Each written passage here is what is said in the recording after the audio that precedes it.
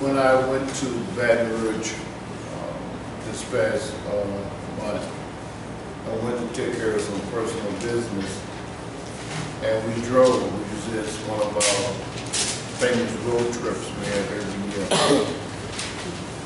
While driving down the highway, there's very little to do. We look at the empty space, the dried up buildings, and the deteriorated landscape, and different cities you go through.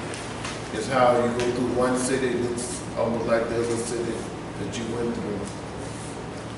And as I was driving through, I was praying and asking God some very serious questions about the church and about me as a pastor and about the condition of the church and about me as the pastor. I was praying and asking God, where did I turn wrong and did not hear him or did not be able to continue to do the things to make you all better people, better Christians, better believers. And so as I was driving, as God always does me, it's a lot of silence. And my wife and I would be chit-chatting, and then the car gets silent and we start talking again. And I ask him again, what is it that we can't grow? Why is it that we have financial struggles so much? And why is it that each person in this church struggle financially, struggle with relationships, struggles with their health, struggles with their children and all that?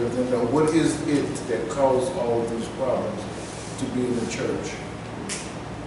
And then, you know, as we drive to the children's and meet the children and see they're okay, and I look at my children and I see how successful they are and how blessed they are, and I come back and ask God, what did I do? What am I doing wrong in the church? Where have I made the mistakes at? And the church is paying for it.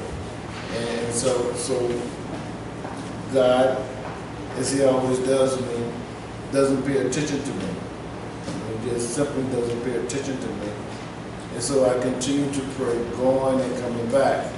I continue to pray the same prayer.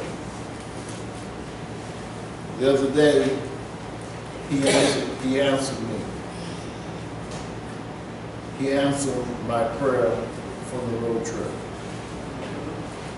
I'm going to give you the answer he gave me today. Father, I do thank you, and I do praise you for the day.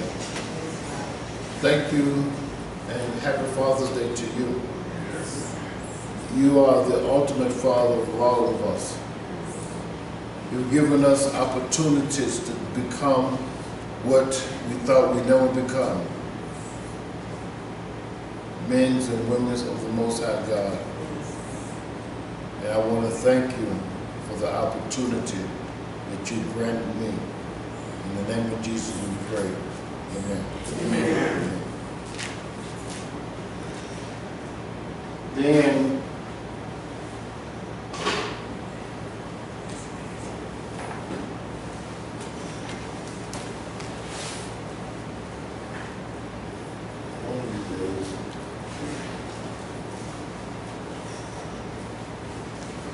I have a virus that nobody can find but my computer.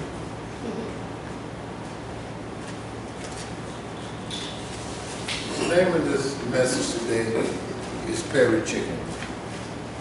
And I know if that's one term you all are tired of hearing, this is it. This is the Perry Chicken. And the question is that, what is a Perry chicken? You know, what is a Perry chicken? Well, a Perry chicken is a unfruitful worker of darkness. That's what a Perry chicken is. He has no value to himself nor to you. He has nothing. He has no value to himself. He has no value to you. He seeks to steal from you to fill himself. Ephesians chapter 5, verse 11 says, and have no fellowship with the unfruitful work of darkness. Don't fellowship with them.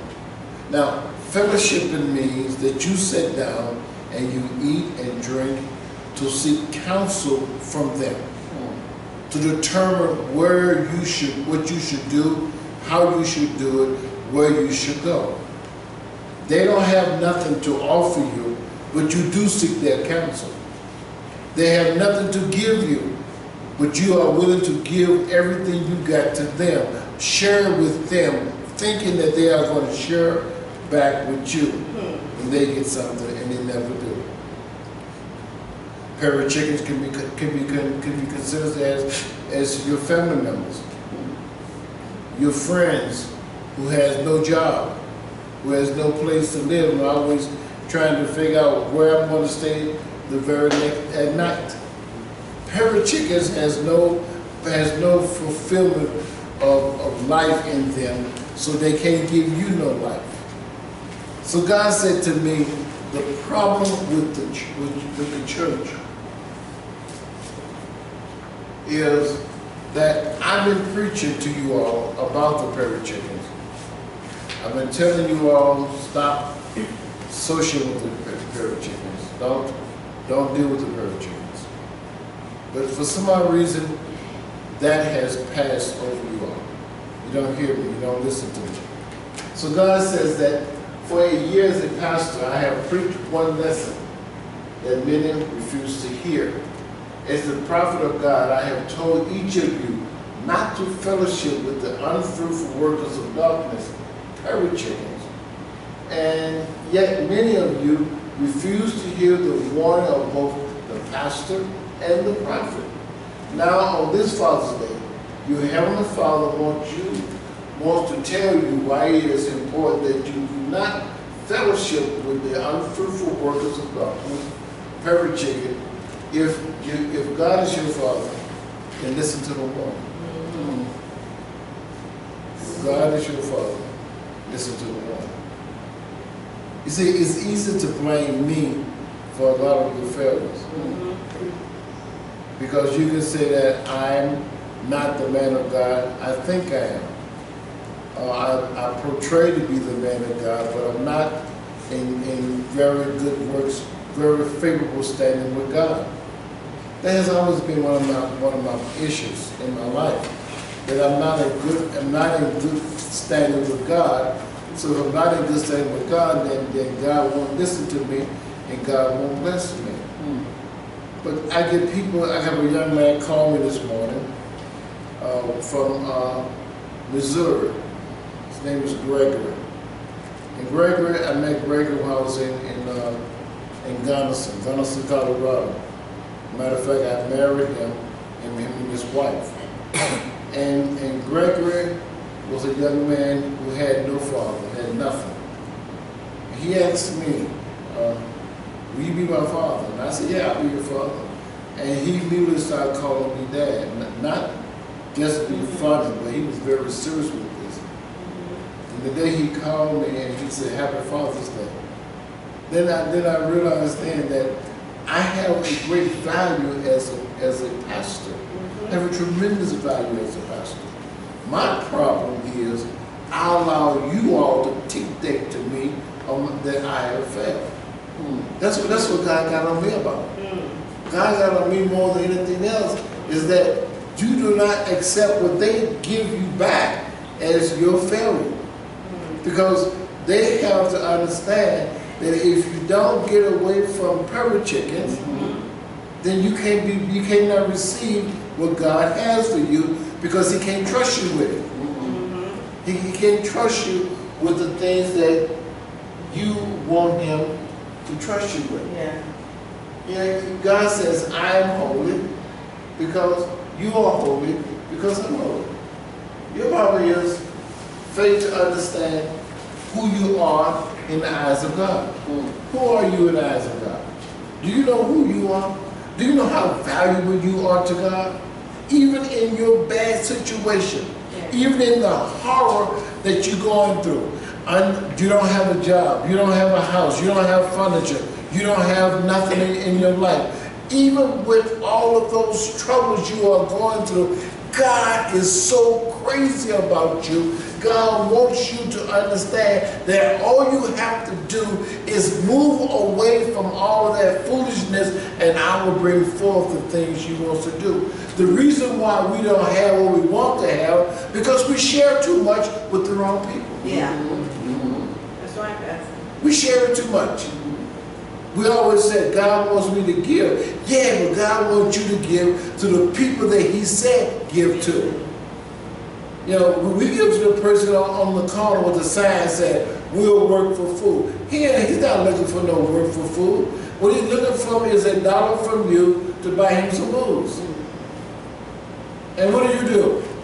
Out of the goodness of your heart, you do what? You give him $1 that will, what should be given to somebody else, probably to a single mother who has children who can't find a decent job. She needs more help than he does. But we don't see that. You must come come to a holy understanding of faith. A holy understanding of faith. Faith is not just believing God will bless you with financially and physical stuff. Holy faith is believing that God will keep me safe in this sinful world until the time for me to depart or the time for Christ to come back and get me. Holy faith. I need holy faith. I need faith to believe that wherever God is at, I'm there. Whatever God is doing, I can do it also.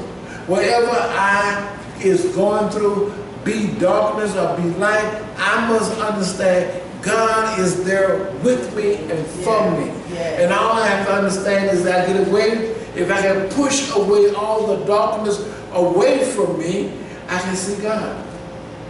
My faith will be energized and my faith will grow stronger because I can see God. We go through stuff for a reason. We go through stuff to become God-like, become our Christ-like, so that we can tell other people how strong it is to become a person of God. Yes. But we don't, because we feel that we need to serve people. Faith is a trust in God that you will remain holy while you're in the sinful world. Holy and faith is one to keep you in the new life. Faith and holiness go together. It's like a hand and a glove. If you have faith, you got to be holy for it to work as a child of God. The reason why stuff doesn't work is very easy. The reason why it doesn't work because we're not holy. We're not separated for God's purpose only. That's what holiness is really about. Being separated for God's purpose only. He gives you stuff so that you can be separated, so that when he needs to bless somebody else and he can't get to that person, he can always call upon you. And if you have it, you will give it to that person to glorify your Father. That's why he gives you so much or an abundance of finances. It's not all about you. It's all about somebody else out there who needs help. And when they need help, you will be there ready to give them a help. You have a business. You know why you have a business? It's not about you. It's about you having a business so that you can give somebody else a job when they need one. That's what that is. And in Leviticus 20 and 26 says, you shall be holy unto me, for I am the Lord, am holy, and have served you from other people, that you should be mine. What God is looking for more than anything else is for you to become his. It's like you and your children. You want your children just for yourself. You want your children just to please you. You don't want the children to go out there and give all of their love and affection to some other mother over there. You tell them in a heartbeat, hey, she didn't have you. She didn't lay on that table and went through all that pain for you. I was on the table for 19 hours with you, and now you want to give all that to her? You get highly upset. What do you think God is doing? Because you're walking with the perfect chicken and not walking with God. And you're not walking. He says, why is this wrong? A lot of folks ask me that question.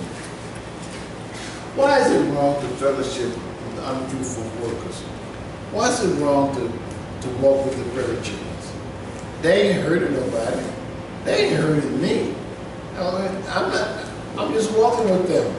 You know, I'm not doing nothing wrong by walking with them, but you are. And you don't know you are, but you are. Because God says, because God delivered you from the nation of unfruitful workers.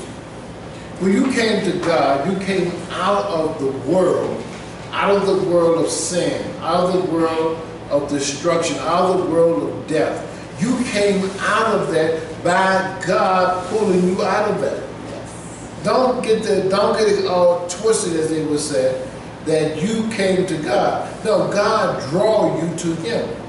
And when He draw you to Him, He draw you out of all of your past escapades, all of your past things you did, the lifestyle you live, the things that you tried to accomplish but you couldn't accomplish because of the lifestyle that you was in, because of all the things that you're working for. Those who work witchcraft and workers of darkness.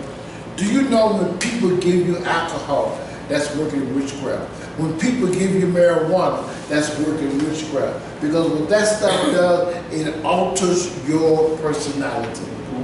It changes your personality. Have you know when some people get drunk, all they want to do is fight. Other folks want to get drunk, all they want to do is be lovers. Come on, baby. Come on, I love you now.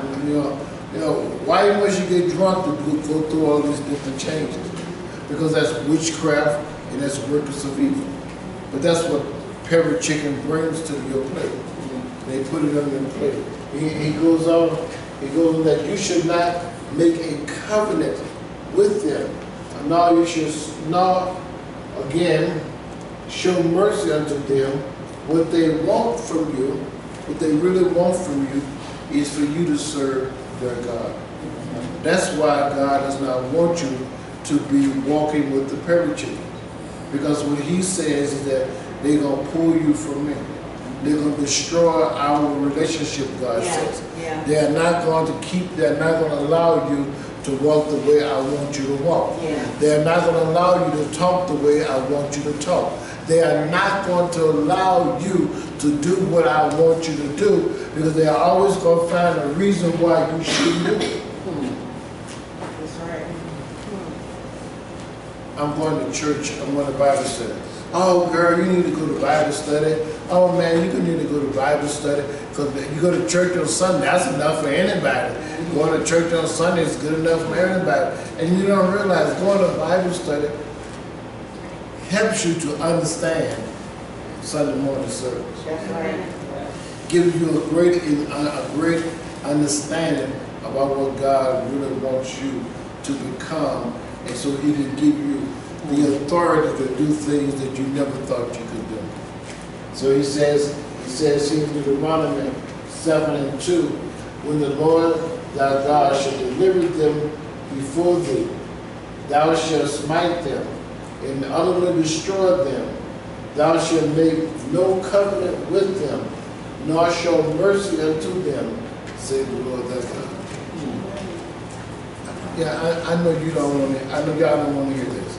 I know you want to hear something sweet by and by, but I'm not a sweet by and by person. You know, I'm a pastor who's going to bring you something that's going to help you to become what God wants you to become. So if you say, please, I'm tired about the perfect chicken, then you lost the purpose of this message. Yeah. Then you stay where you at, and you will not be able to move, because what keeping you from receiving what God has for you is the fact you are serving yourself with darkness. He goes on, and says to me, they can change your life. into darkness. So that's one thing that a lot of people don't understand. The power of the unfruitful work of darkness, aka parachicken, is that they can change your light. Your light. The light that God gave you, they can change it into darkness. And a lot of folks don't understand that. Say, your refusal to separate yourself from the unfruitful workers of darkness and workers of evil, they will turn you from God to serve other gods. When you are with people who don't serve God, and you're the only one who is serving God, they will get together on you and convince you to stop coming to church. They will convince you to stop giving your tithes and offering to God. They'll convince you to do everything negative against God because they do not want you to serve God. They want you to serve their God. They want you to serve the God of fornication. They want you to serve the God of adultery, serve the God of homicide. They want you to serve the God of anger, serve the God of violence. They want you to do everything for them. But when you try to tell them you need to come to God, they always find a reason why your God don't work. Yeah, that's right. They always say, your God don't work for me. And the reason why God doesn't work for them is because they don't believe that God is really God. That is why they don't believe that. We can go to Joshua 23:7. He says that you come not among these nations, these that remain among you, neither make mention of the names of their God, cause to swear by them, neither serve them or bow yourself down. When you sit down with a bunch of pepper chickens and you have lunch with them, you're serving them. Innocent lunch. Very innocent. Causing you to serve them, to serve their God, to be in fellowship with them. And once you become very in fellowship with them, then you lose your relationship with God. And that's what happens to a lot of people who comes and go in this church. They've lost their relationship with God. And you find it difficult to get things from God. So you come and ask me, will you pray with me? Will you stand in agreement with me so that I can reach this? And I go before God and I say, God, they want this. And God says, nothing. When I pray for you and God responds back to me with 0, I know what's wrong now. I understand why God does not says yes or no to you, for you. He says, you seek the wrong blessing. You seek to be blessed, but you seek the wrong blessing. Because see, what you're doing is you're seeking after their peace and their wealth. What you will receive is their deeds of evil. What you're going to receive is not what you really asking for. They'll pretend to give you their peace. They'll pretend to give you their wealth, but it is not their peace and their wealth that you will receive. You will receive everything but their peace. You will receive everything but their wealth, because pepper chicken has nothing to give you. Pepper chickens only want to take from you. They have nothing to give you. So you are saying to yourself, I'm going to fellowship with my friend, but what value does your friend have to give you? What value? I was asking myself, what value does darkness have for me? You stole my relationship from my father. Now I have nothing. So now I gotta work and work to get blessed. I'm blessing myself because I'm working 2 and 3 or 4 jobs to make ends meet. Whereas if I was back in God's grace, I'd have worked just 1 job and everything is working for me. So what Where does it all end at?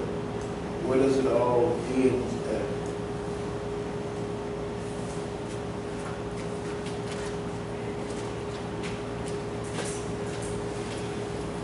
Why you refuse to listen? Why? This was where last night I sit down and I was writing this, and when I got to this question, why you refuse, I asked God, they know why it's so important not to mess with the prairie chicken. Yet why do they do it? They see their own struggles. They see how hard their life has been for them. Why do they keep on doing it? Why they keep on living within this darkness that these unfruitful workers are bringing them? Why can't they see the difference in between what God wants for them to have and what the prairie chickens are giving them? Turn with me to 1 Samuel chapter 15, verse 23.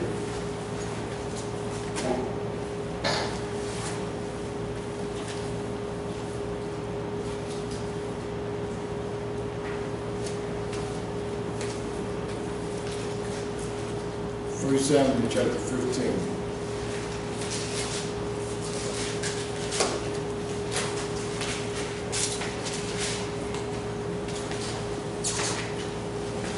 Samuel was a prophet. Samuel's mother, Hannah, could not have children. And Hannah cried to God to have a child. Hannah promised God, if you give me a male child, I will give him back into your service. God heard her. She had a male child. His name was Samuel. When Samuel was weaned off the mother, she brought him back. She brought him to the priest to work into the service of God. Samuel became very noticeable when God came to Samuel and called Samuel's name. Samuel went to the priest, asking Samuel, "You called me?" The priest says, "No, I didn't call you." And the priest realized that it was God calling Samuel. So the priest says to Samuel, "If your name is called again, answer, 'Yes, Lord, here am I.'" God called his name again. He answered, "Yes, Lord, here am I." Samuel became the prophet of Israel. And the prophet of Israel was the one that heard God for Israel. He listened to God, the instruction that God wanted to give Israel. It came through Samuel, the prophet. The children of Israel cried to God and told God, "I want a king. We want a king. All the nations around us have kings. We want a king." God became very, very, very, very hurt because the children of Israel was asking for a king. God says, "I'm your king. Am I not good enough to be your king?" Children of Israel says, "No, we want a king that we can see." So God gave them Saul, King Saul. And Saul was a very, very, very, very wicked king because he walked with the darkness. God told Saul to do something, like he would tell you to do certain things. God told Saul, "Take your army and go and kill King Agag and all of his people. Don't leave not one person alive. Don't leave not one chicken, one rooster, one duck, cow, horse, anything." He said, "I want the whole entire nation to be annihilated." They went there and they went battle with this king. And so the men and the people who was fighting with him saw the condition of the sheep and the goats and all like that, and they persuade Saul not to kill those animals. They persuade Saul not to kill the king, as God had told them. This is where God told Saul, told Samuel, he was very displeased with Saul. Verse 15:23 is what happens next. He says, for rebellion is of the sin of witchcraft, and stubbornness is as iniquity and idolatry. Because thou hast rejected the words of the Lord, he has rejected you as king. Because you don't hear my words, because you don't listen to my words, God rejects you. And the blessings that I say you're going to receive, God takes them back. Now, you can believe that or not. Personally, I don't care. But look at yourself when you need a blessing. Look at how difficult it is to receive from God once it has been given to you. I proclaim stuff to you, not because I want to impress you about who I am. I proclaim stuff to you because that's what God tells me to tell you. Yes, yes. I don't have no picks and chooses. I give you what God wants me to give you. And so when I say, thus saith, when God says, you are going to receive this, that's what you will receive. Yeah. But if you don't do what the word said do, then you become rebellious. And you become stubborn. And you become angry. And then you reject what God wants to do with you. Yes.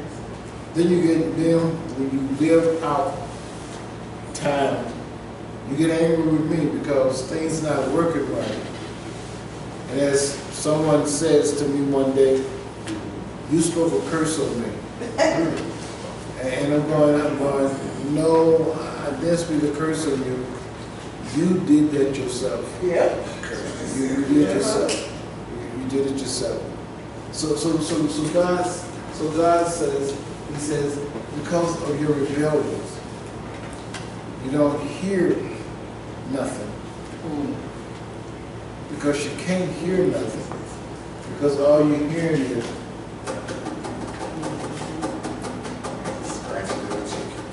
that's all you hear. You can't hear God because you're listening to this. You just listen to this over there. God says, come from among them. You can't hear come from among them. You can't hear that. All you hear is this. Here it is. Here it is.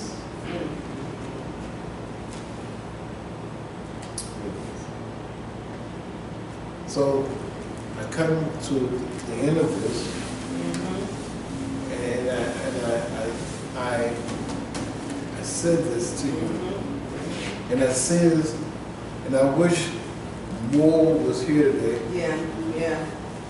Who really needs to hear this, because I'm not talking about having a relationship with people. I'm not talking about people.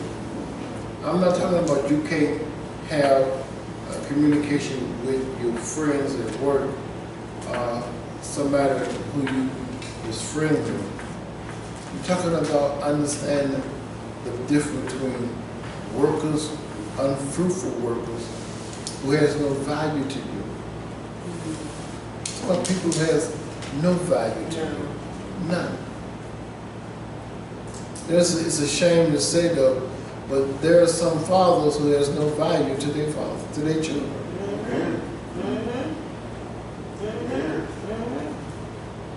That's right, Beth. It's hard to say because I'm a father, you know.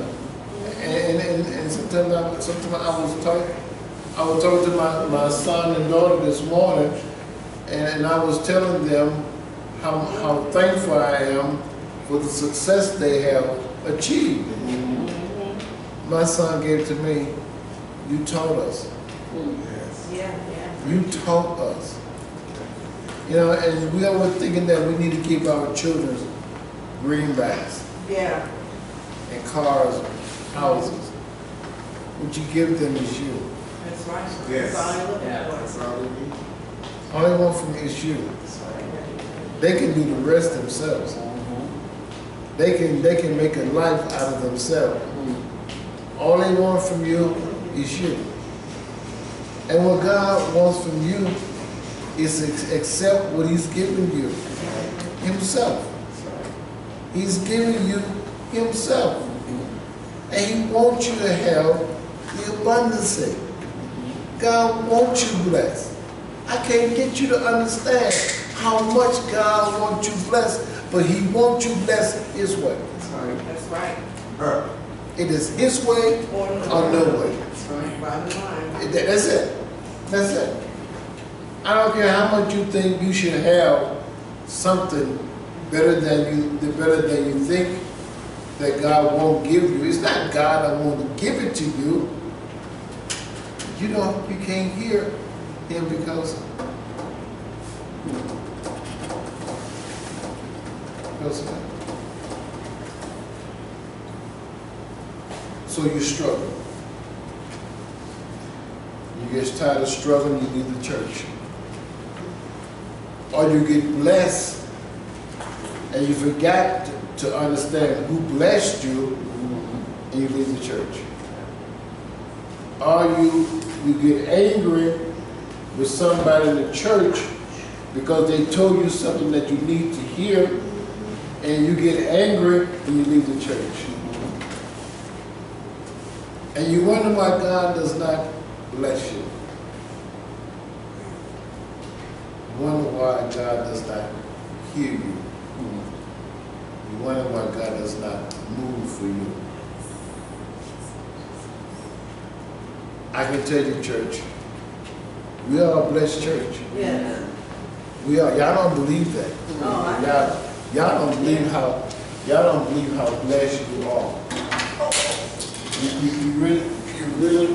really don't believe how blessed you are. You really don't. A lot of y'all say, yeah, I know, but you don't know you're blessed. Because if you knew you was blessed, you would conduct yourself as a blessed person. Amen. You will come to church and you'll be happy about coming to church. Because you know that I'm going to see my Father. Yeah. And that's some of the things that me and my father need to chit-chat about. I need a new pair of shoes. I saw a pair of shoes in DSW and I want them pair of shoes. And I know my father said I got about 40 pair in the closet already, but those pair I really want to have. But I don't do that because I'm not blessed. So don't understand who I am. It's amazing as I was watching the children. You know, I was watching their feet. It was amazing. I just saw each child had a different type of shoe on his feet. It was amazing. I thought, wow. Oh, and I remember when I was a kid, I couldn't have the type of shoes they had on. I had on brogans, you know, big boots on, you know, sole this thick, you know, and they walk out here, classic shoes on. And I realized how much you love your children. Yeah. And when they ask something from you, yes, you give it to them. Even though you don't have the money to do it, you make a way. You find a way to do it. But you got a God who wants to be your Father, who wants to bless you. And all He's asking you, do it my way. That's all He's asking. Do it my way. Yeah. Amen? Amen.